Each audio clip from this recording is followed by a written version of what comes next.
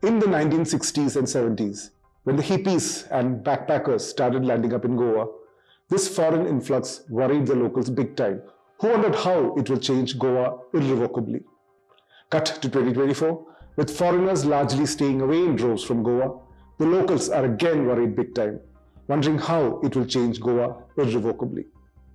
Ironic but true, the tourist season, the relatively pleasant months of winter and early spring, has kicked off in Goa, and like it's been ever since the pandemic, Goa is missing its Firans.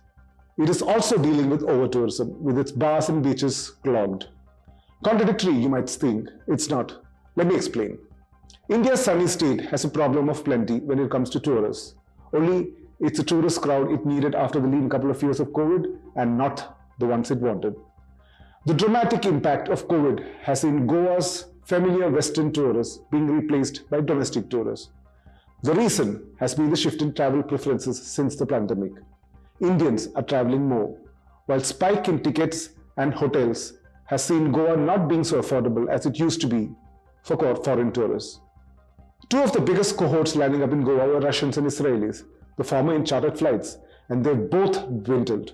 What with the war going on back home? The big question is the increasing number of domestic tourists enough to fill the gap left by the foreigners?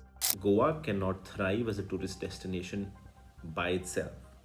Is the overall India image as a friendly foreign inbound tourism destination that has to evolve, that has to have a rethink, that has to market itself better, and more than that, the whole tourism ecosystem needs a reinvention, right? I mean, yes, multiple hotel brands are signing properties left, right, center across the country because the domestic tourism boom is real, is here to stay. It'll always be there, right? It was post-COVID, it's just gone up various notches.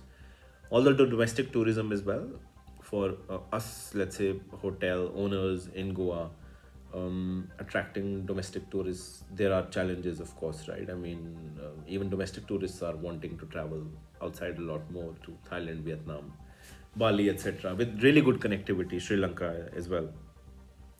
And of course, now with casinos also opening in UAE, that's one major news. And I think casinos are also opening up in Thailand, if I'm not wrong. So it'll be competitive, but I think honestly in India, tell me if there's a better destination that has a liberal hospitality scene, that has a thriving music scene, that is a place which is for nature seekers, for the beach lovers, for the adventure that Goa offers. I don't think there's any parallel destination like Goa.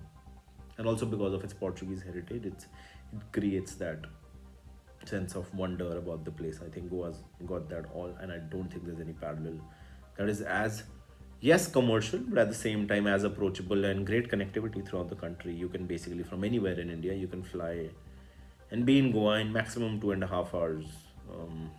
So yeah, I think connectivity matters a lot, and I feel that the foreign inbound tourism dip is there, but it'll need to bounce back, and for that overall India tourism needs to bounce back, and it's not just Goan tourism in silos that can turn it around.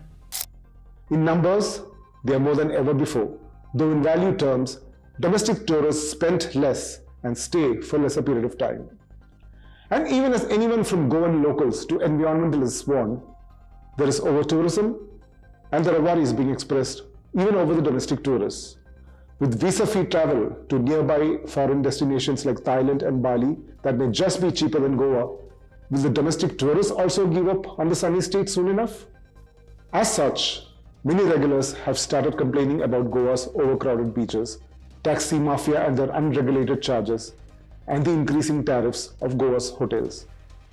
Let's hope the powers that be wake up before Goa changes again irrevocably for the worse.